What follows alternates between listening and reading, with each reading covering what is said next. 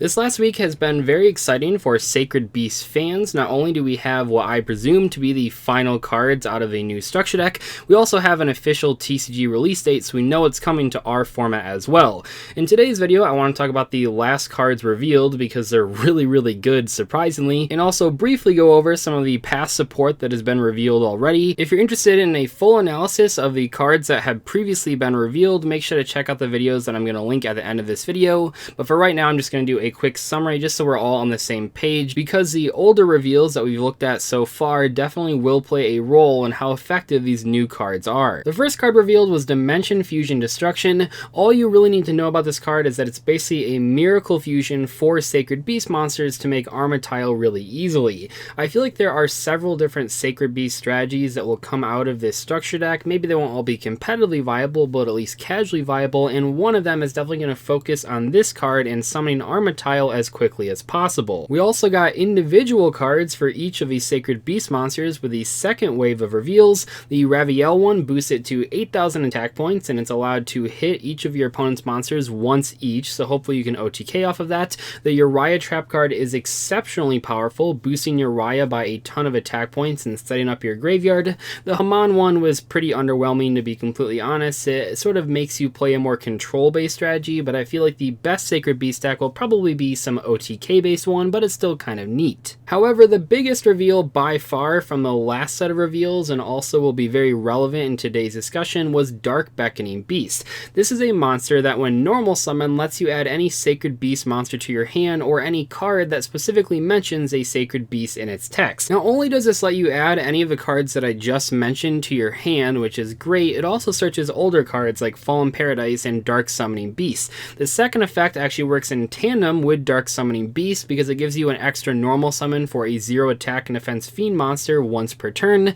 That's pretty cool, and in today's video we're going to talk about some more cards that this thing can search and also that it can summon with that extra normal summon. Now that we're all caught up, we can talk about the new 4 cards that just got revealed, and I've sort of debated with myself here which order I want to show them, but I think the first one we got to talk about here is the 7 Spirit Gates Unleashed. This is a continuous spell card, not a field spell card, so it doesn't conflict with Fallen Paradise, and it says when this card is activated, you can add one of any of these Sacred Beast monsters to your hand, or one monster, not card, just monsters that specifically lists any of those names in its text. To be completely honest, I do not think you'll be searching the actual Sacred Beast with this card too often, but it can search Dark Beckoning Beast, which is a fantastic card, as well as a couple other cards that we're going to talk about in today's video. This essentially, in combination with Dark Beckoning Beast, gives you 6 copies of almost any Sacred Beast card in your entire deck, whether or not that's the actual Sacred Beast monsters that you're only playing 1 copy of, or perhaps there's support cards that you don't want to brick on with multiples. Continuing on, the second effect says once per turn you can discard 1 card to special summon 1 fiend monster with 0 attack and defense from your graveyard. Not only can that bring back both of the Dark Beasts that we talked about, Beckoning and Summoning, but also 2 more new cards that we're going to discuss in just a few moments. The final effect says once per turn, if you control a level 10 monster, you can add 1 continuous spell from your graveyard to your hand. It also has a restriction on it that says you can only activate 1 the 7 Spirit Gates Unleashed per turn. Please keep in mind though that last restriction there is not like a hard once per turn effect, but rather just the activation of the card itself, similar to Union Hanger and the Hidden City, both field spells, which this one is not, but that means that you are allowed to use all 3 of these effects in the same turn. You're just only allowed to activate 1 copy of this card per turn, which is very different from having hard ones per turn effects. So yes, when you use this card, the one that you get, you're allowed to add a card and special a card and then add a continuous spell if you want to as well. So it's a really crazy set of effects on 1 card that you can use all of them in 1 turn. The main reason this card is so appealing is that Dark Beckoning Beast was not enough on its own as a search effect. It's very good, but just a 3 of isn't quite enough to warrant playing just random 1-ofs that you can search when you need them. However, having this card on top of that card means you have 6 copies or 6 extra copies of any Sacred Beast card in your deck, which is insanely powerful, at least in this sort of strategy. You don't have to play multiple copies of cards like the Sacred Beast or like your other lesser good support cards. You only have to play 1 copy of them, and you can just add them whenever you need them, and you don't have to worry about dead draws for when you actually don't want them. I also like this card so much because any of the 2 card combos that I'm going to talk about or that you may have already figured out by yourself with Dark Beckoning Beasts are now way easier to perform. You can summon the Dark Beckoning Beast, add this card to your hand, search whatever you need, and then you have more incremental advantage every single turn off of this thing reviving cards and adding cards back to your hand. The first card that I want to talk about that we can look at some combos with Dark Beckoning Beast is Chaos Chorus. This is a level 3 Dark Fiend monster with, as expected, 0 attack and 0 defense, which means that you can add it off of the Dark Beckoning Beast and then immediately normal summon it for an additional normal summon. This thing says when a card or effect is activated that targets this card, or when this card is targeted for an attack by an opponent's monster, as a quick effect you can send up to 1 each of all the Sacred Beast monsters from your hand or deck to the graveyard, and if you do, place the same number of Phantasm counters on this card, and if you do that, you take no battle damage for the rest of this turn. Keep in mind here that you can only use this effect once per turn, which I guess is kind of okay. It seems like a okay restriction. If this card would be destroyed by battle or card effect, you can remove 1 Phantasm counter from this card instead. While there are many combos with this card, I want to highlight one of them that someone in my chat actually pointed out when we reviewed these cards on livestream a few days ago. The one that works the best and takes the fewest resources is that if you have either Dark Beckoning Beast or the continuous spell, you can instantly set this card's effect off and mill all those Sacred Beasts to the graveyard to set up your big Armatile summon with the Miracle Fusion. For example, if you have the Beckoning Beast, you can normal summon it to add the continuous spell to your hand and then use the continuous spell to add Chaos Core to your hand, or if you have the spell card first, you could use that to search the Dark Beckoning Beast and use the Beckoning Beast to search Chaos Core. It doesn't really matter the order. You'll use your extra normal summon on the Chaos Core and turn the Beckoning Beast into Salamangreat Almirage. Almirage's link material is 1 normal summon monster with 1000 or less attack, so Beckoning Beast meets those requirements, and this thing is really crucial to the combo because its first effect says you contribute this card as a quick effect, then target 1 monster you control. It cannot be destroyed by your opponent's card effects this turn. Now, does that really matter? I mean, not really. Who really cares about card effects, especially if you're going first? But it does matter because it targets the monster, which triggers that Chaos Core effect to mill 1 of each of the Sacred Beasts, setting up your big fusion summon of Armatile really easily, just off of that 1 Dark Beckoning Beast. If you happen to open Dark Beckoning Beast and the continuous spell card, you can even add the Miracle Fusion right to your hand as part of that 2-card combo, which is just insanely consistent for this deck that I really didn't think would have all these cool options. But that's only 2 of the 4 new reveals, so already you can tell why I'm so excited for this deck and for these cards. These really seem to make Sacred Beast a viable rogue contender that can sort of cheese wins with OTKs or other really funny Sacred Beast interactions.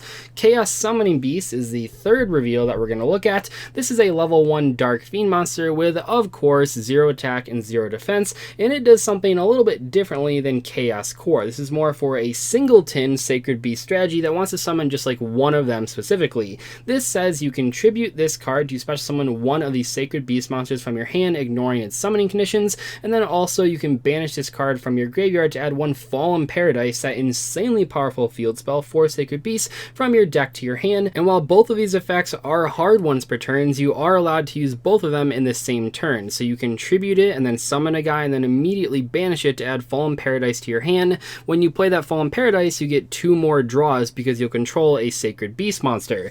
This is really good as well. You can kind of see how they made 2 monsters that both work with Beckoning Beast and the continuous spell card, but work in different types of decks. This one is more for a deck based around 1 of these Sacred Beasts, and notice, unlike Dark Summoning Beast, there's no attacking restriction on this card, because that's one of the biggest drawbacks of Dark Summoning Beast. No, you don't get to summon the monster from the deck like you would with Dark Summoning Beast, but there's no attack restriction, and you get to add Fallen Paradise right to your hand to get a free +2. This thing is one of the cards that's really going to push people in the direction of just playing a Raviel deck, or just playing a Uriah deck, or a Haman deck, and I think it's a really cool addition to the Sacred Beast arsenal. I'm not sure if you'd play a deck using this card and Chaos Core and all of the individual spell, trap, and monster cards that go with these Sacred Beast monsters that we just looked at the beginning of the video, but you might play a few of them, and with the continuous spell card and Beckoning Beast, you have a lot of ways to search them, which is really great. But we're somehow still not done. There is still one final card to look at, and to some players, I've seen people saying this is the best of all of the reveals. I'm not entirely sure if that's true. I think it's being a little bit overhyped, but it still is very powerful, and that is Sacred Beast Awakening. So this is a continuous trap card that says once per turn, if you control control a level 10 monster, so obviously the Sacred Beast, you can add one continuous trap from your graveyard to your hand. Does it really matter? Not really. But the more important part is that this card gains effects based on the number of Sacred Beasts you control with different names. If you have one or more, each time your opponent normal or special summons a monster or monsters, you gain life point equal to that monster's attack. Okay, kind of cool, but more importantly, if you control two or more, you negate all monster effects activated on your opponent's field. It's a one-sided skill drain. That's pretty insane, but if you control all three of them, any monster sent to your opponent's graveyard is banished instead. Now, why do I say this card is overhyped? Well, the main reason is that summoning all three of the Sacred Beast monsters is kind of tricky. I think there might be a viable deck out there using two of them, but summoning all three of them, especially in the early stages of the game, is pretty difficult even with all of this great support. In other words, saying that this is a searchable one-sided skill drain in Macrocosmos for Sacred Beast is not technically incorrect, but is a little bit misleading. I think realistically, building a deck around maybe two of these Sacred Beast monsters, possibly Uriah and Raviel, could be really valuable. You could have that 2+ effect, which is a one-sided skill drain, which is still really good. I've even seen some people playing builds that were Raviel plus Haman, because the continuous spell card for Haman can be used in a more controlling strategy, which is kind of where this card fits as well. Regardless, I just want to say that this support is extremely exciting.